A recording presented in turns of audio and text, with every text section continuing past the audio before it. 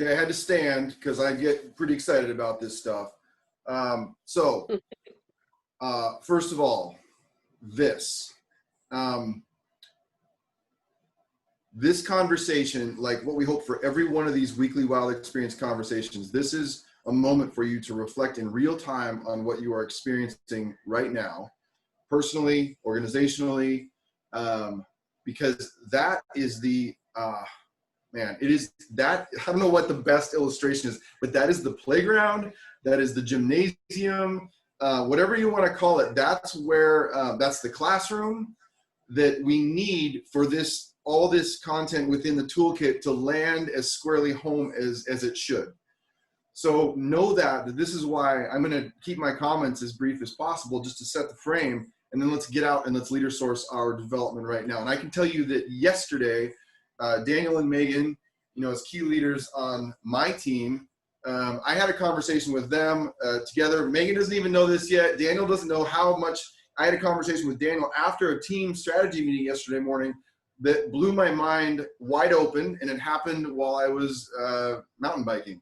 So it was strange how, and he doesn't even know what I'm talking about yet, but it was directly related to this content and my realization of who I am, what I'm learning, who they need me to be, as they've expressed that, and also how it links directly to our WiLD Leaders organizational strategy. So I say that because for all of us, I'm presenting things that I'm living out in real time, and so it's so relevant. So here's what I just need to, as we set the frame, here's what I need you to do for me. I need you to think about that current gymnasium, or that current classroom of life that you are experiencing right now, and you get to play where you want. So it is helpful if you think about an organizational structure, which, by the way, could be a family, or could be a team, and it could be a larger organization that you're a part of, where that organization is trying to accomplish something, even though that may not be clear. So whatever it is that you're experiencing, I need you to think about your context. As I say so often, true deep-seated leader development and preparation, like for each of us in real time, not only like, hey, context is important, it's necessary. It is absolutely critical that we get that. So if you can just be thinking as I'm talking about, what is your context? What is your context? Now, here's the tricky part, is that I'm going to be talking about both you and your context. Okay, when I say context, I mean you and your organization, whatever you would define as that group. By the way, an organization, all it is, think about this, it's a group of people who have come together to move toward a common goal. Like, that's when we organize together, that's what we do. So when I say organization, I'm talking about people, you know, that are trying to do something together. So if you got that, if I've hammered that home enough, now let me introduce this concept of what Daniel and I so often talk about, is around organizational alignment. But it's interesting, organizations can't be aligned. What we're talking about is two things. So it's an alignment between who you are and the organization that you're a part of. And this is what's fascinating. Your development does not occur in a vacuum. And I doubt any of you would say that it does. It's happening not only, like your development is occurring for your own sake, but it's occurring also at the very same time, or maybe more, for the sake of the people for whom you are responsible or with whom you work, where you're trying to accomplish this thing together. So as I open this up, this also links in. You didn't have to be here last week about developmental readiness, but I'm going to revisit that very briefly, because it's relevant to our thinking about what alignment is about. And there's a great quote from Eminem, if you'll bear with me for a second, that I love. When I listen, there's a certain Eminem song that I hear, that I listen to, and he says this. He says, "I'm not a rapper, I'm an adapter." And it's interesting, right? Because so many people might define him as a rapper, as a musician. And he says, "I'm not a rapper, I'm an adapter." Now, you don't have to agree with all the other parts of Eminem's kind of life philosophy, but I think it's interesting that he perceives himself not as this role that we put him in, but as someone who has the capacity to adapt to whatever his environment is doing. I think that's interesting. And so what I'm asking you to do is to open your brain to become an adapter. And I'm not saying this because this isn't pop psyching you. I've been reading about, some of you know this, about developmental readiness and like all the theory and research that's gone into this. And it's a lot of really smart words are used to describe things. And, even I'm reading this stuff and I read it all the time, but I'm reading it going like, okay, what do they actually mean? That capacity to open your brain is really important. And I will say this, what's awesome is you already have done it, because you took a look in that first conversation at that page 8 of your profile is actually a process of opening your brain, of stepping back. One of the experiences when I think about teams, I mentioned this in the chat, is that experience when I coached both of my sons on the same select soccer team. Now, it's always intimidating when I bring up soccer. I got a couple of coaches on here, but you know what? I'm going to pretend you're not here, and I'm just going to speak from this moment. So I had this awesome privilege and year where I got to coach both of my sons who are a year apart in school on the same select team. And it was an interesting year. We lost every game until we won a game right at the end. But one of the things that bugs me, and I wrote about this in one of my books, when I watch soccer, and again, I need Coach McCraft to stay quiet if I'm wrong about anything I say right now, but is that what would drive me nuts in a soccer game, and I would say this is in my experience of our team, is that most goals were scored on the far post. Now, if you don't know what I'm talking about, it's like the near post is near to the ball. Okay, so the far post is the post of the goal that's furthest away from the ball. And you probably know enough about soccer to know what I'm talking about. If you got the ball on one side of the field, near post is near the ball. The far post, the other post of the goal that we're trying to score on, is on the far side. So when I'd watch my defenders, it would drive me crazy because think of what I'm saying. I was watching most of the goals being scored on the side that's away from where the ball is currently. And it would drive me nuts. And these weren't kids that were that young, and it was a select team. These were kids who were quite good. And this is the thing. They would ball watch. And you can pick your sport. I don't care what it is, but in a team sport, they would ball watch. So they would all just, you watch all their heads of these kids who were like early high school, watch every one of them staring at the ball. And it drove me nuts. So at halftime, I pulled the team aside, and I'm pretty angry, actually frustrated. Let's say maybe not angry, I'm frustrated, right? So I pull them aside, and I slammed the ball down on the ground, and I said, everyone stare at the ball. Look at the ball. And then some of the kids were like looking around. I was like, no. Look at the ball. Stop looking around. Look at the ball. And so now I've got them all like kind of intimidated, whatever, and they're all staring at the ball. And I go, because this is what you're doing on the field. What you were doing just now when you were looking around was not what was happening on the field. So I need you to replicate the behavior that's on the field. Everybody stare at the ball. And then I asked them this. I don't know what's going on in the chat right now. Then I asked them this. I said, what is happening around you? Answer my question. What is happening around you right now? And one kid goes, I don't know. You told me to stare at the...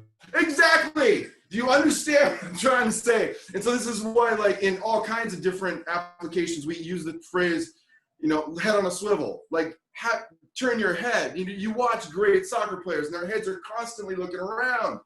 And what I told them is, most of the goals are being scored on us at the far post. No one is aware that there's a winger who's running out there just saying, pass me the ball, and I will score. Okay, so you're getting where I'm going, is that it's not just about you, player, looking at the ball. There is an entire field to pay attention to. Now, here's what is interesting about organizational alignment and context, is that some of you are thinking this, and this is where every illustration will run out. Every metaphor at some point will run out. And the challenge with the sports metaphor is this, and I'm not minimizing how difficult it is to align a team, but the goal is pretty known. Score and defend. Now, all the stuff that goes in the middle can be a little bit messier in terms of what team alignment looks like. But here's the challenge that if you're thinking about your organizational context, is so often the goal is not clear.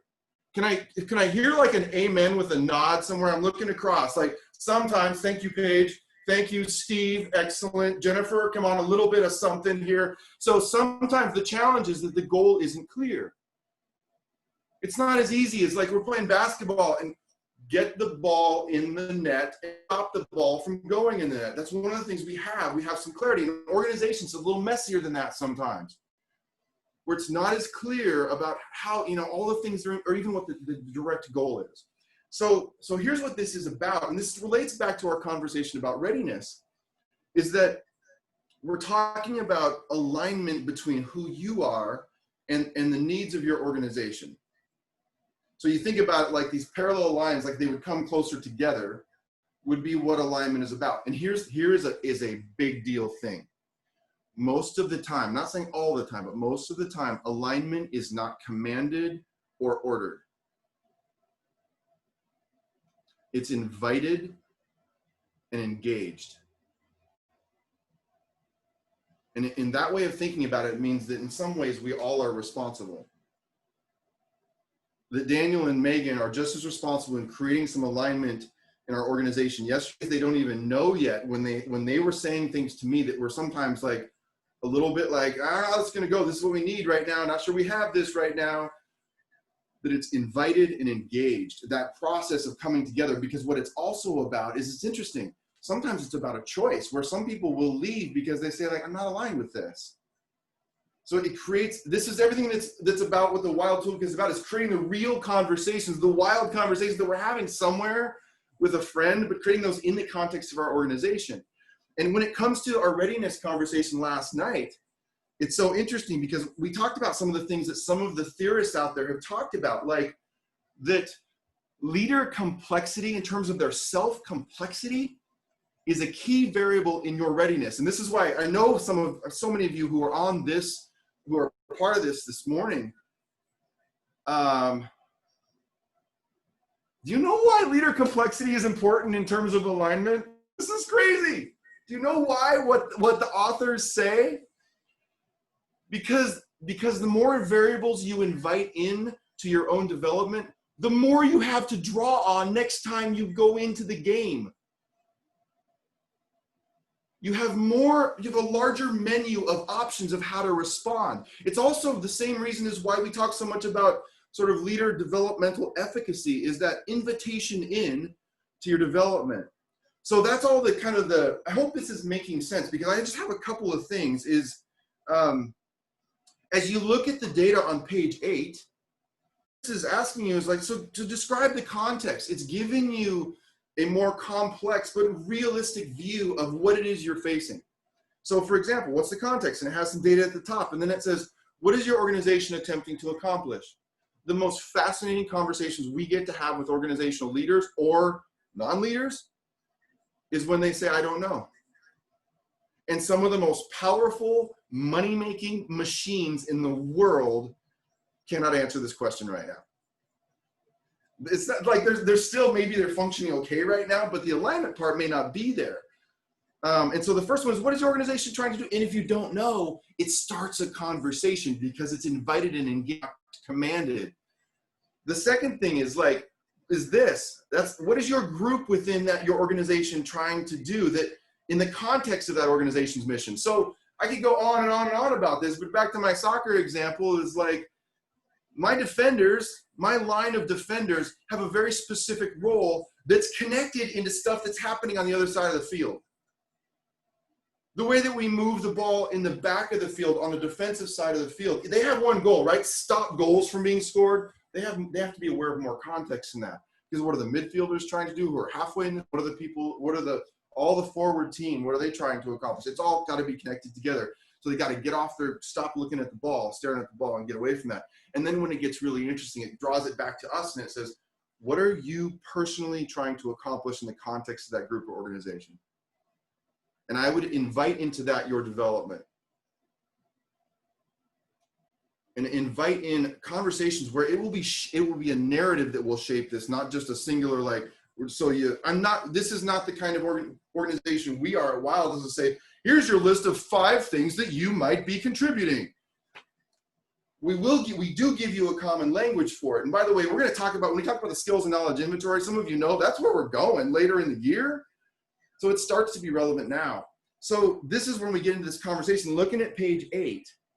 This is the goal, is kind of creating that alignment. So we want to get deeper into, so you're aware of something. So what is back to this awareness? What do you see that's important for you to pay attention to? I'm looking at Eva and going, what does she see in her work and her team that's important for her to pay attention to right now? I know I just called you out. So I'm really excited for this conversation. So Daniel, can you launch it out there? Let's go leader